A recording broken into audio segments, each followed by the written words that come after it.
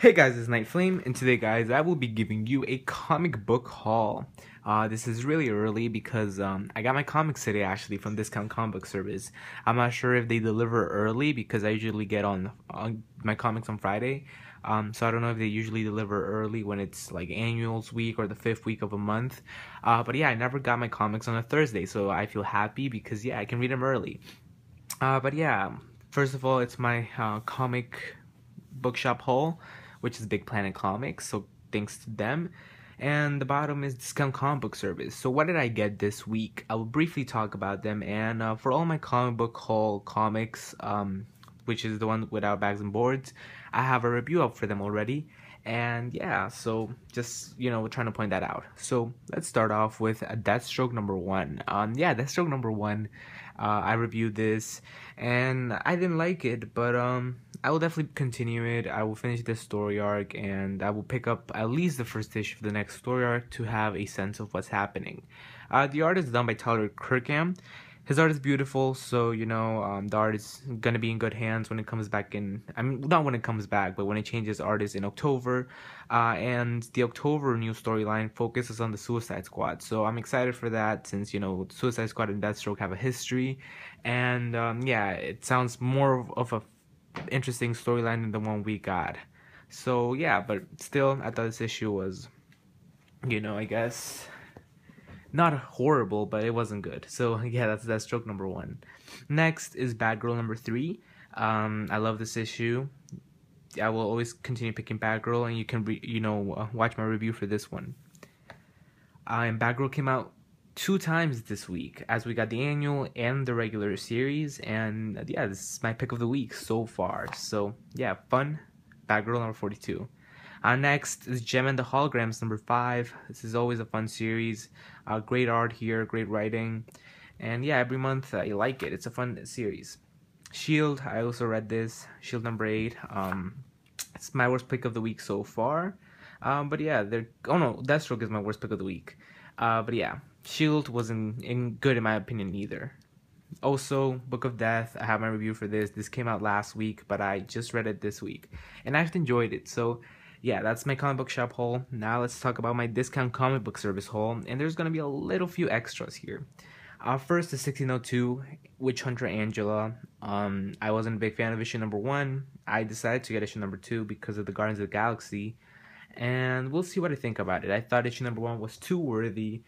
There was just so much, I guess it was. I think it had a specific taste. People who like the English writing, like those really complex writing. So I wasn't enjoying it, but I see that there's a target for it. I think the biggest problem with Margaret Bennett as a writer is that she tends to be a little too worthy in a comic book, and this is the problem I had with Years of Future Past as well. So hopefully she tones it down a little, but overall she's still a good writer. So yeah, but I haven't been enjoying the series, and maybe it's because of Angela. I just don't feel really connected with the character, especially in this role. I liked her more in her Guardians of the Galaxy kind of like mystic roles. So yeah, this is 1602 Witch Hunter Angela, and it's #2.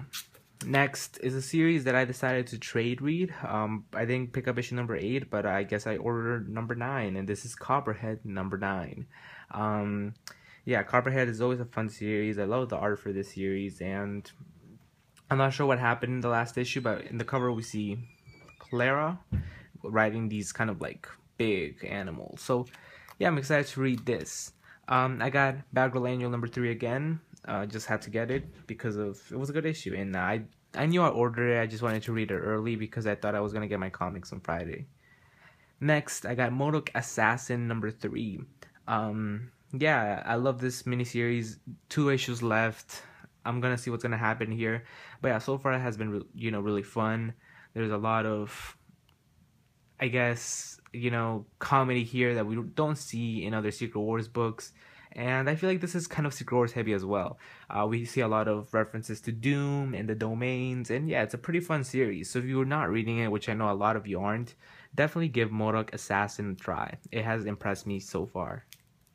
Next, it's Southern Bastards #10, and this is the Death to the Flag cover. This is a charity variant, which all the profits go to the victims of the shooting, which I think happened in Ferguson, or I think it's another place. But I picked up two of them because I wanted to contribute to the victims, and it's a good cause because um, yeah, just it's really bad how people are suffering from those places, and we had a controversy with the flag, and I like how this cover reflects that whole thing, reflects to what it's trying to contribute to, because yeah, after this, the Confederate flag was just banned, and it was a good decision in my opinion.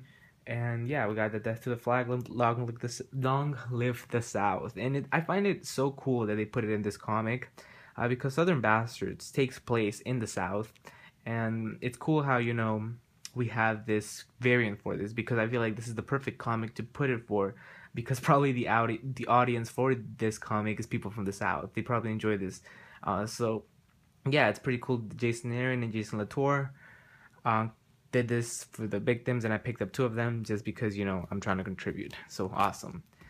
Next, Star Wars number 7. It feels like a while since we got into Star Wars, and yeah, I'm excited to read Star Wars. This one has Simone Bianchi on art, and it looks like an Obi-Wan Kenobi kind of story. We'll see what happens, but yeah, I'm excited for this. The cover is done by John Cassaday, but inside it's going to be by Simone Bianchi, so we'll see. But yeah, after this we get a new story arc with a new artist, Stuart Immonen, and I'm really excited for that. So this is Star Wars number 7. Next, this is a back issue that I got from Valiant, and it's all thanks to, as like I already shouted him out, but it's thanks to Con. He always recommended I should get into the Valiant universe, and I did. I love Book of Death, and I got Ninjak number 1, which is written by Matt Kindt, and Matt Kindt is awesome, so I definitely got this. And then I got Bloodshot Reborn, which is written by Jeff Lemire, and I love Jeff Lemire as a writer, so yeah, this is great. 2 comics that I'm probably going to get into, and we'll see. I'll probably give a review for both of them, because I'm really excited to read them. And yeah, we have 3 left. Next is X-Men 92. This is the last issue I'm picking up of this series. I wanted to give it a try, and also I really love this cover, so even if I don't like the comic, I'll still get this cover out of it. So yeah, we'll see what happens here though, but the art is a little bit too rough. There's a little bit too much dialogue, and it's not my style of books. Next is Thor, is issue number 2. And yeah, this book was my pick of the week, I think, last time it came out, and I think it has so much mythology from Secret Wars. There's a lot of action, the art is beautiful, and it focuses on the ultimate Thor, which I thought was a cool character to focus on. Last issue we got a cool cliffhanger, and we'll see what happens in this issue, but I'm excited to read this. This is one of, I feel like, the most interesting of the Secret Wars tie-ins, and it hasn't disappointed so far. So this is Thor's number 2. Now, last but not least, this is Superman Justice, issue number 42. I saw mixed feelings on this. I saw that the critics hated this, but the audience actually liked this, so I'm going to see what happens. I'm not a big fan of the series. Gene Luen Yang, I thought he was a perfect writer to have on this title, because he has so much acclaim from all his other titles, from his work on Avatar for Dark Horse, and then we had him work on a book with I forgot his name. It's not Paul Levitz. It's the one who's doing the art for Dr. Faith. They had acclaim for that book as well. So when I saw Gene Luen Yang was joining Superman around issue number 41, I was like, yes, he's a good writer. But I just think what holds it back is Romita Jr.'s art. It's just hideous. I hate his art. I just feel it's like so blocky. And I did kind of a comparison to this on my review for Batgirl, but David LaFuente, who does the cover for Modok Assassin, his art is kind of similar, but I feel like David LaFuente, he has more like, I don't know, more, I feel like it's more fresher than Romita Jr.'s art. I'm not sure why, but maybe he has more detail, but Romita Jr.'s art is just bad. It's just really not, I'm not feeling it. And the cover, I'm not liking that either. We'll see what happens, but yeah, I'm not a big fan of the series, and I think this is the last issue I might pick up before I drop it completely. So we'll see what happens, but yeah, this is Superman number 42. So thanks for watching, guys. Hope you like this video. Also subscribe to my channel if you haven't done so, and tell me, guys, what you picked up from the comic book shop. What was your favorite comic of this week? What was your least favorite comic of this week? So make sure to drop a like and subscribe to my channel. And thanks for watching, guys, once again, and goodbye.